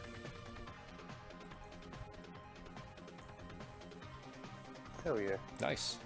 Let's see, roll. It's not for kind of breaking the barrel. It would be something. So just roll a flat d20 and get above a 10. Damn it. So you knock him back into it. He does go flying into it, and it looks like it dented the barrel because these things are big, and there was a significant amount of force that's being shoved into it, so much that it dented the middle of the barrel, and the lid of this is kind of popped open, the same way that if you took like a can of Pringles and squished the middle, the top would pop off, that kind of thing, or maybe a bag of chips or something like that. So the lid has popped off, and you can see that there's a little bit of smoke coming up from the inside of it. Something caustic clearly is inside that barrel. It didn't explode or anything. It's just there's something, melty inside there. And this thing, the tardigrade is now next to it. So what are you doing? Oh, you rolled your damage check. Good. What are you doing? Yeah. I'm gonna see if I can knock him into it again. Okay. Yeah. Yep, and it hits. Oh, sweet.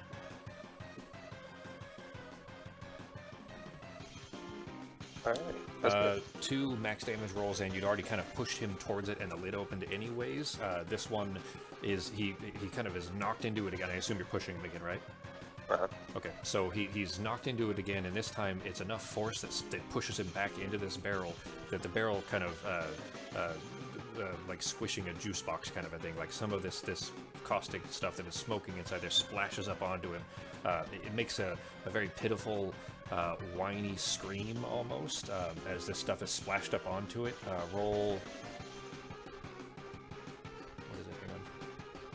Hang on. Roll 5d10. Okay. Keep meaning to grab more battle music for my thing instead of just using the tube ones, but here we go.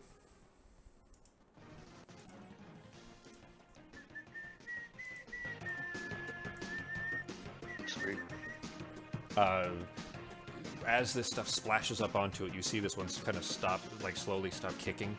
It's not moving so much anymore. It doesn't have eyes. It doesn't have visual indicators of serious damage to it beyond like these serious burns that this thing just splashed all over it, and it's still kind of melting. It's still kind of this fuming shit is coming off of it, like the drizzle from Aqua Teen Hunger Force. It's the drizzle. it's melting like the drizzle, but it looks like the kicking has slowly stopped. Sweet. Now you do, from what Peter told you, you do know that these things are unkillable, but it looks like 2 of them have stopped moving at least. Ready for your turn? Yeah, so. Alright, so 5 and 6 have stopped moving. It is Navarre's turn.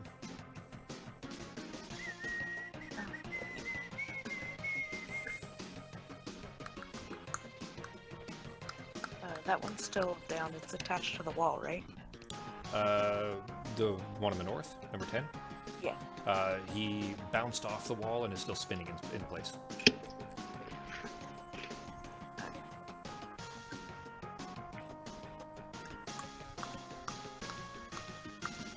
And for Peter, sorry, Sako, I should have explained how the wounds thing worked. Like, you thought you were close to dying, but you were fine. I mean, you still took a hit, of course, but you had 62 HPs to deal with, so you weren't, you know, you maybe didn't necessarily need to heal yourself there if you would know better. But I just hadn't explained how the wounds worked, is all. It's alright. Food is food. Every day I get a little bit. And who doesn't want to eat metal? Alright, what you doing, Becky? Alright, I'm gonna hit. You this fire one. extinguisher yourself there? Yeah. Okay. Right.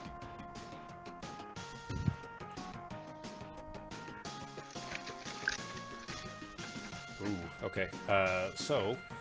Same thing. You kind of send out these roiling diseased vines toward it that kind of just slowly spin around it through the air as it was still spinning in place. Basically, it's ballerina-like, and these things just begin to wrap around it and stick to it.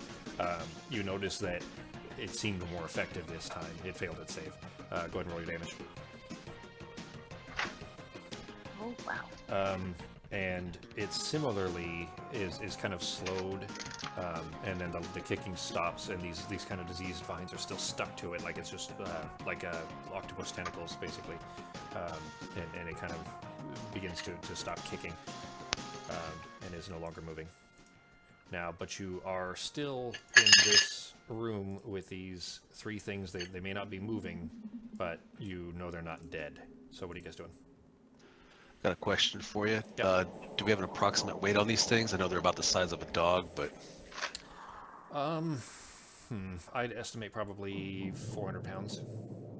Ah, big dog. Gotcha. They're solid muscle. Yeah, they're a small bear, is what they are.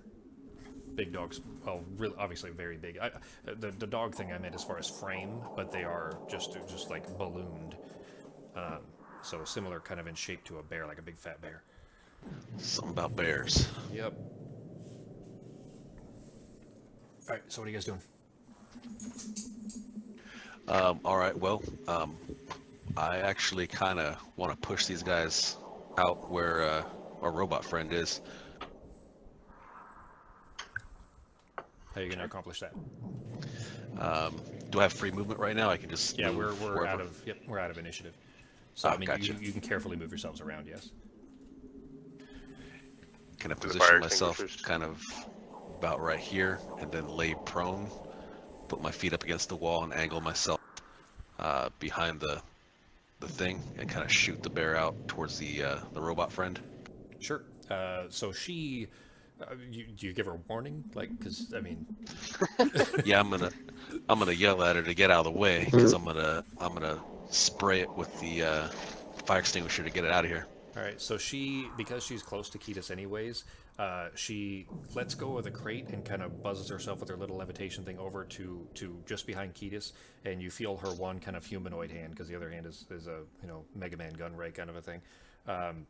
You feel her kind of robot hand sit on your shoulder, right where you keep hearing that voice talking to you from that same left shoulder. But she's kind of just holding on, and you see, like, just looking over your shoulder, Ketis, you see her kind of peeking down, like she's ducking down. She doesn't want these things even looking at her. But go ahead and roll an athletics check on Peter to kick this thing away. Just get above a 5.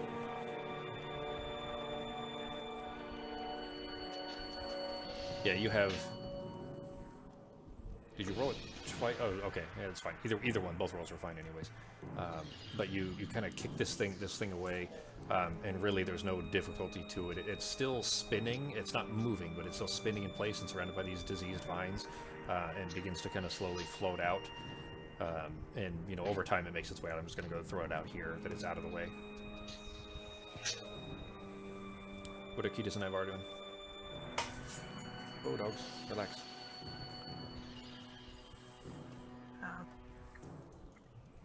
I guess we should get the rest of these out of here. You know what? For the sake of brevity, because we're getting close to the wire, anyways, we have probably another 10 minutes or so. Is that enough? You guys be okay for 10 more minutes, or do we need to stop here? That's fine. Taco? Okay.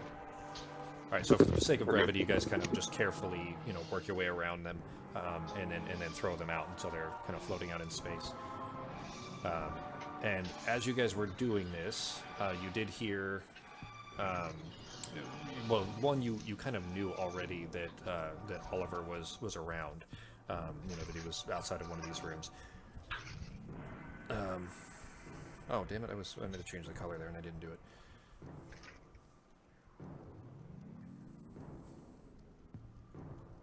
Not there yet. Okay, all right. So when you guys are kind of moving those, and Peter specifically, when you kicked off of the wall there, you heard through the stones, but also through the other side of the wall, basically right behind you. You hear Oliver pipe up over the stones, and again, like Peter, you also hear it directly coming from the other side of that door, presumably. He says, "Oh, thank God you're here.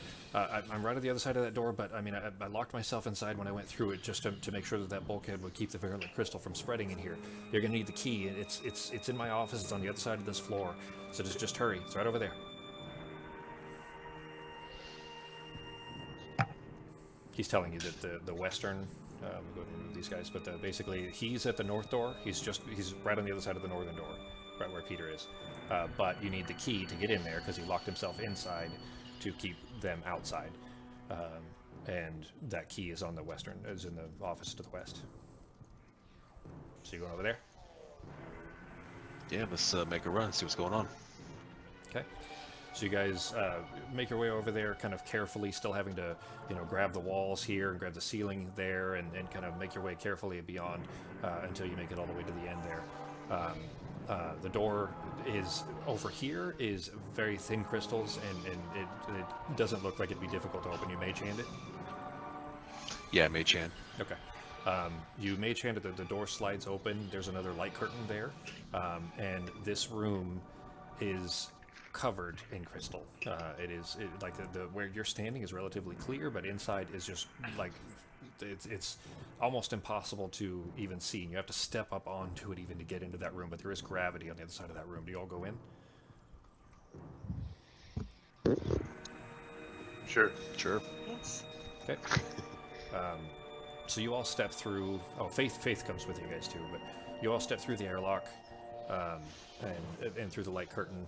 Specifically, though, Ketis, as you pass into in through the light curtain there, kind of returning awkwardly to the normal gravity of the lab, you hear a new eruption of crystalline tearing coming from behind you. All of the kind of small crystals that were covering everything inside there have exploded off of it. And Ketis, you turn around and look at this light curtain behind you. And just as you do, you see through that airlock the pink tourmaline that was coating the entire exploded lab, and all of the floating debris that bursts off of all the surfaces, and all of those tiny little shards fly straight at you at this curtain before getting stuck in the light curtain, forming a shape of like a perfect silhouette of you standing on the other side there. There's this kind of almost like the Matrix, where the floating bullets thing, but standing there on the other side, made of these sharp, tiny crystals. The silhouette stares at you hard, and you can just feel the seething hatred coming off of it. The silhouette raises one arm, bent at the elbow, and points an index and a middle finger at the side of its head. The crystal shard hand snaps up violently, and the silhouette head bursts apart, sending shards flying every which way. After a couple of seconds, the rest of the shards begin to slowly drift apart, just this way and that, as if whatever force was holding them together has just dissipated, and now they're just left to the absence of gravity. All right then.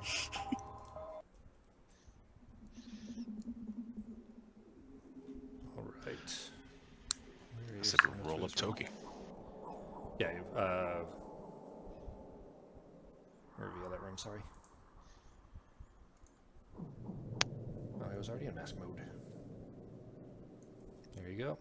But this room, top to bottom, is just, it's tiny, it's very small, but it is so densely packed with tourmaline crystal that stepping into is like climbing a step stool. There's another door just to your right inside, and there's a humanoid lump leaning against the wall beside that door. So you guys are in here. I'm going to move you in a little bit.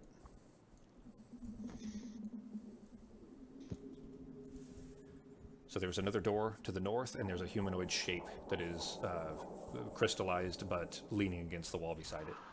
Can we inspect that human? Yeah, roll investigation.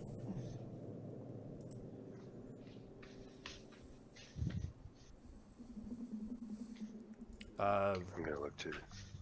Okay, go ahead and roll an investigation too. All right.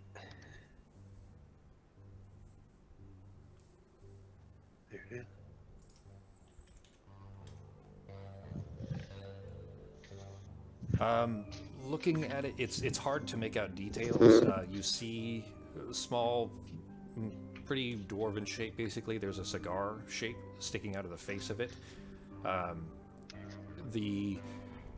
Actually, you both rolled a 19 anyway total. So looking it over, you've both kind of intuit together that this looks like you presume that this is probably Andre, one of Carrie's team.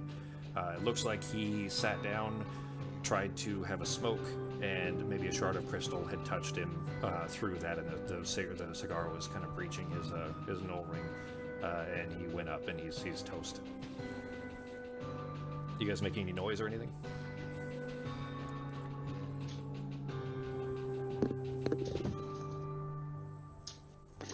I mean, you were looking this over. You guys talking or anything like that? Anything, you know? Don't think you probably would have been trying to be quiet. Okay. So from the other side of that door that's on the north beside with that corpse, you hear, but it's a familiar voice for both of you, really. Some of you guys are both kind of used to hearing, I guess, a bit. But she says, "Guys, are you in there? I mean, we're stuck in here. We can't get this damn door open." It's Carrie on the other side of that door. Okay. She's the one that warned us about the monster. She knows some stuff. Well, Carrie she's a courser. She's the one that's here. Well, her and her team were here to find Oliver and make sure that he doesn't touch the ring. And you guys are supposed to be finding the ring. She yells out. I mean, I assume you guys have responded. You're not just standing there silently, right? When she asks if you guys are there. Reply. She says, "Have you guys found the Cauticus ring? Is Andre with you? He was out there a bit ago." He didn't make it, but we know Oliver's not far away. It's silent for a moment, and then almost under her breath, you hear her say, "Shug, damn you, Oliver! You're fucking dead when I find you." She's obviously pissed about it, but she says, "Well, just get this door open. We need to get out of here." Can we search the corpse for the ring? It is very densely crystallized. Searching it would be... It's almost part of the room now with how dense these crystals are. I mean, wouldn't be easy, let's say, and it's going to take some time. And you guys are already at probably about 30... By the time you guys kicked all those things out and gotten into here, it's probably about 31, 32 minutes left. And that door is covered in crystal. It's going to take time to get through that, too.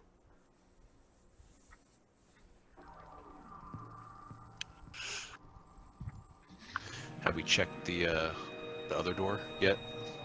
I think this is the elevator, right? Behind Ketis? There's no door there. Sorry. I revealed that part, and that door isn't. Well, it's not a door. Let's just say it is on the map, but it's not an actual door as far as the game is concerned. Gotcha. It doesn't go to the elevator anyway. It's just not a room that I had anything planned for. Can we mess with the consoles? Are the console working? Everything. This room is super dense with crystal. You can't really do much of anything. Like everything has a good probably 8 inches to a foot of solid crystal over it. All right, so it pretty much looks like a hoarder's house, but with crystals. Yeah.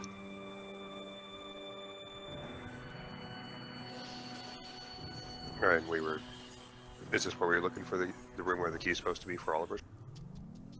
Oliver's office. This isn't an office. This looks like it's a security room, most likely. Whereas the office is where Carrie is, and she's stuck in there. Carrie and Sophie, presumably the other member of her team. Okay, and there was no other panels or anything else that looked like they opened the door that they're behind. There's not a wall with a hand on it. No, if there was, it's covered in these crystals. To get her out, you're going to have to chip them away. You're going to have to do something to get them, to get them off the door. I don't know if he would, but can we check with Ango to see if he knows any way to get the crystals off easily? So Or you, use our communication devices if they'll work. I don't know. yeah, no, they do. They're working fine. But you reach out to him. He says, well, guys, I mean, I don't know. I mean, you said they're tourmaline, right? Mm-hmm. I mean, tourmaline is really the only real way to get rid of it easily, other than breaking it apart. But it's a really hard to break. I don't know, guys. I mean, your best bet is really going to be to burn it. I mean, usually when people need to shape tourmaline, they don't use hammers and chisels. They use acid.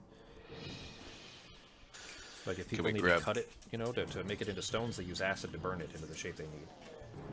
Can we go back and grab that barrel? See if we can dump some of the corrosive stuff all over everything? Yeah. So for rolling for that, I'd say. Well, how are you guys gonna work it? What's the plan? Tell me what you guys want to do. Well, it's 0G out there, so It's not the weight's zero, not going to but it is reduced. reduce Yeah. G, so we can probably easily move it with just 2 of us. And then as we get to gravity inside this room, we'll just kind of slide it in. You can get it here probably without too much difficulty, but remember the lid is broken off and it's now dented in the middle, so the lid won't fit back on. So to be careful not to spill it on yourselves might be risky.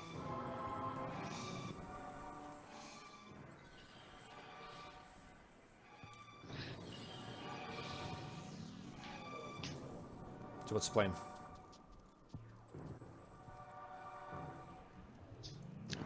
Thinking here. I can just use a scorcher on it, see if I can burn some of it off for now. Sure. Go ahead and, it doesn't need a save for it, but I'm going to go ahead and have you roll the save, and we'll just use that as the, actually, I guess that would be my side. Go ahead and just roll a flat d20 and be under a 17. That's what your DC is. Okay. So you wave for Navarro to stand back, and you yell to Carrie and said to stand back, and you roll this kind of beam of plasma almost against these crystals. Go ahead and roll. I didn't put HPs on these things. Go ahead and roll the damage on it.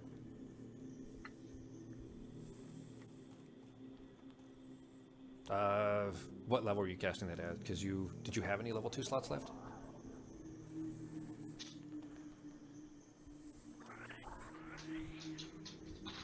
Sago?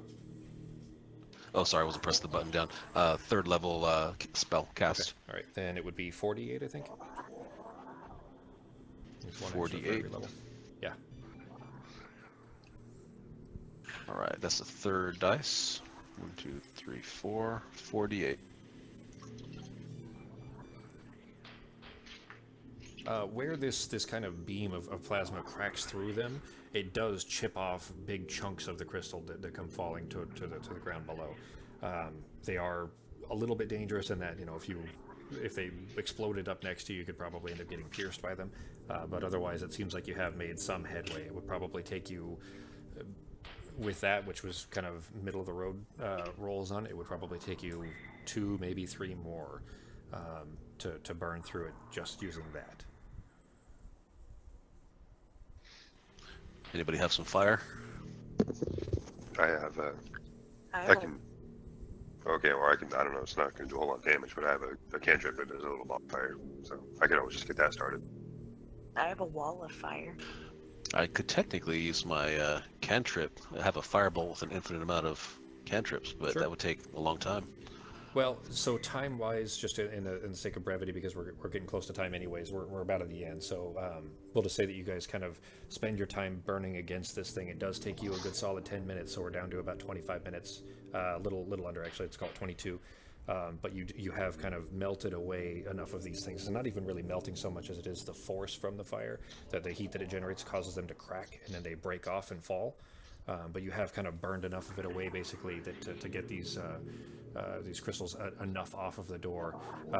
And you kind of call out to Carrie to give it a shot. Now that you've kind of cleared enough of it away, you didn't bother trying to clear the panel on your side because she's got a panel on her side to try to open it. So you call out to her to try to give it a shot. and you hear the door try to move. She's presumably pressed the button and it's trying to move. But it slowly starts to make its way open. It only opens about 18 inches or so, so really it's just, it's almost enough. Like Sophie can actually slip through there. She's small. She hasn't tried yet, but Carrie is far too big. So she kind of braces against one side, and with just a thick rubber boot, is trying to push against it with her foot, trying to get the door to slip open. And she ends up kind of buying enough extra distance to get the door wide enough that she can kind of carefully slip her way through that. But she kind of jumps in, she jumps in. She first goes to try to kind of attempt to hug Kiedis and Navarra in particular. She doesn't know Peter as well. But then she remembers before it's too late. She's got to just hold her hands up, like she was, afraid she was going to, end up crystallizing either of you. She kind of sheepishly stops. Sophie just stares at her feet awkwardly as they both kind of step in.